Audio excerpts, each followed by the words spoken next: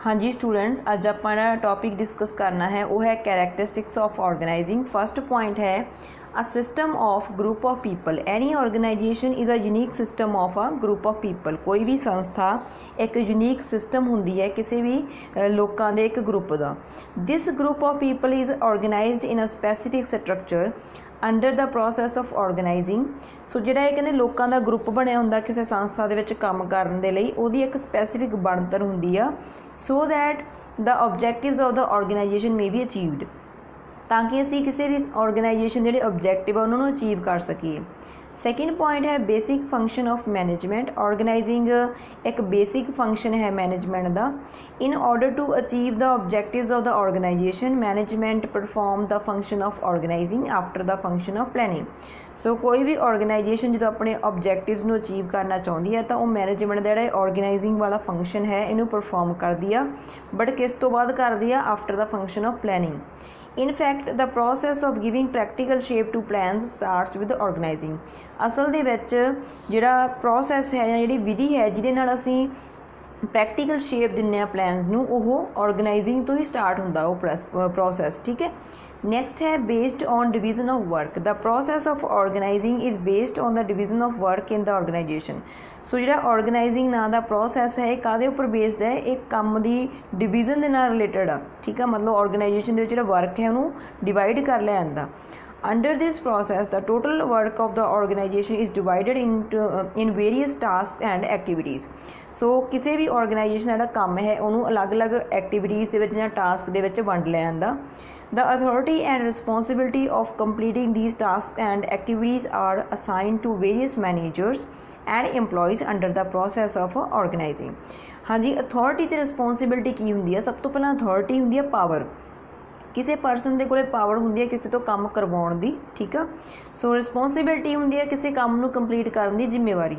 सो इहदे विच की हुंदा कि जदों असीं काम नूं वंड लिया, काम नूं वंडण तो बाद उहदा जिहड़ा काम है डिफरेंट मैनेजर्स नूं ते इंपलॉइज़ नूं असाइन कर देना। असाइन हुंदा वंड के दे देना, किहदी किन्नी अथॉरिटी होगी, किहदी किन्नी जिम्मेवारी होगी, वो सारा कुछ इहदे विच काउंट हुंदा।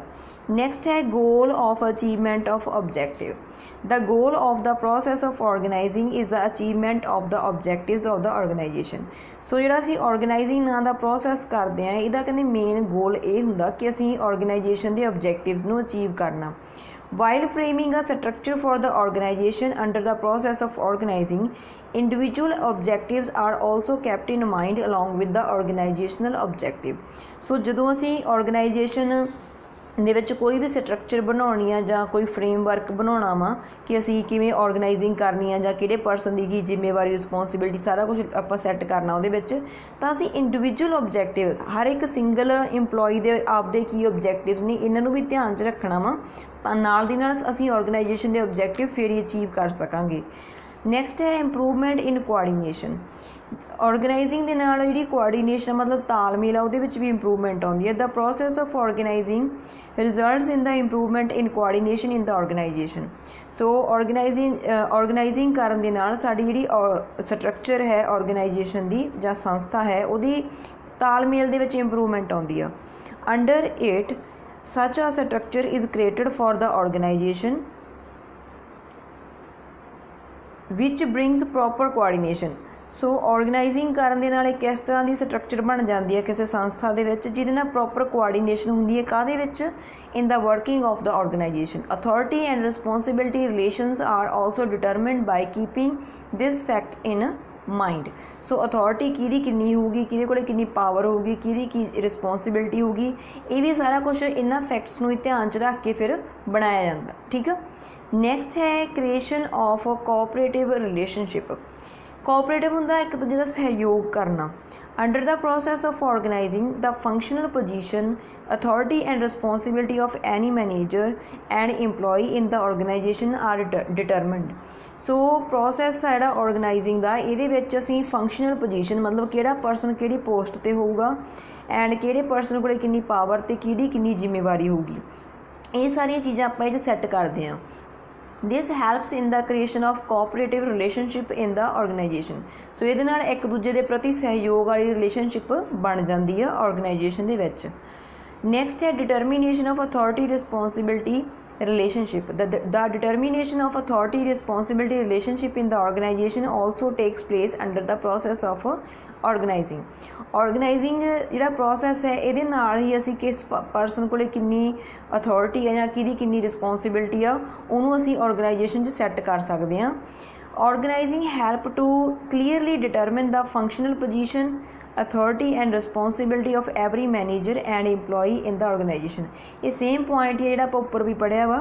सो ऑर्गेनाइजेशन की हैल्प नाल असीं कहंदे क्लीयरली ये दस सकते हैं भी किहड़े परसन की किहड़ी पोजीशन होगी, उहदे कोले किन्नी पावर होगी ते उहदी की रिस्पोंसिबिलिटी होगी। ठीक है, ये तिन्ने चीज़ां असीं मैनेजर्स नूं एंड इंप्लॉईज़ नूं दस सकते हैं ऑर्गेनाइजिंग की हैल्प नाल। नैक्सट है अपने को effective communication. The creation of effective communication in the organization is also a part of the process of organizing। हाँ जी, जो ਆਪਾਂ इफेक्टिव कम्यूनीकेशन की गल करते हैं मतलब वो गलबात जिहदे नाल किसी ऑर्गेनाइजेशन दे विच जिहड़ी प्रोडक्शन आ या प्रोडक्टिविटी इनक्रीज़ होंदी आ तो वो इफेक्टिव कम्यूनीकेशन है जिहड़ी बिल्कुल सिर्फ तो सिर्फ ऑर्गेनाइजेशन के कामां नाल संबंधित होंदी आ। ठीक है, सो ये भी काहदा हिस्सा है, ऑर्गेनाइजिंग का हिस्सा है इफेक्टिव कम्यूनीकेशन भी। Under the process of organizing, channels of communication and methods of communication are also determined in the organization। So organizing करन दे नाल असी किहड़े-किहड़े चैनल दे थ्रू कम्यूनीकेशन कर सकते हैं, किहड़े मैथड दे नाल मतलब रिटन कम्यूनीकेशन हो सकती है, ओरल कम्यूनीकेशन हो सकती है, तो वो सारी चीज़ां इहदे विच असी डिटरमिन करते हैं, सैट करते हैं। With this orders and directions get communicated from top to bottom। ਹੁਣ ਇਹਦੇ ਵਿੱਚ ਕੀ ਹੁੰਦਾ, ਜਿਵੇਂ ਮੰਨ ਲਓ टॉप टू बॉटम किहनूं कहा गया मतलब टॉप मैनेजमेंट तो लोअर मैनेजमेंट की गल हो रही है, तो उधरों ऑर्डरस ते डायरैक्शनस दित्तियां जांदियां ने। Reactions problems and demands etcetera get communicated from bottom to top. So जे कोई मान लो किसी ने आपकी कोई रिएक्शन देनी है या किसी को कोई प्रॉब्लम आ, जे किसी की कोई इंप्लॉय की कोई डिमांड आ, तो वह फिर बॉटम तो टॉप लैवल मतलब लोअर लैवल तो टॉप लैवल वाल नूं कम्यूनीकेशन हुंदी आ। नैक्सट है अपने को डायनेमिक प्रोसैस। डायनेमिक प्रोसैस होंदा जिहड़ा चेंज होंदा रहिंदा। Many changes have to be made in the organisation in accordance with time needs and circumstances. So बहुत सारिया चेंजिस ने जिहड़ियां किसी भी ऑर्गेनाइजेशन च करनियां पैंदियां ने समय के हिसाब नाल, जरूरत के हिसाब नाल या हालात के हिसाब नाल। The process of organising continues regularly to adopt these changes and to initiate reforms in accordance with these changes। So organizing नाम दा एक इदां दा process है जिहदे विच असीं जिहदी हैल्प दे नाल असीं continuously उहदे विच changes करदे रहने आ ਤੇ ਜਿਹਦੇ ਨਾਲ ਅਸੀਂ ਨਵੀਆਂ ਰਿਫਾਰਮਸ ਲੈ ਕੇ ਆਉਂਦੇ ਹਾਂ, ਮਤਲਬ ਨਵੀਆਂ ਮੋਡੀਫਿਕੇਸ਼ਨਸ ਕਰਦੇ ਰਹਿੰਦੇ ਹਾਂ ਆਪਦੇ ਕੰਮ ਦੇ ਵਿੱਚ।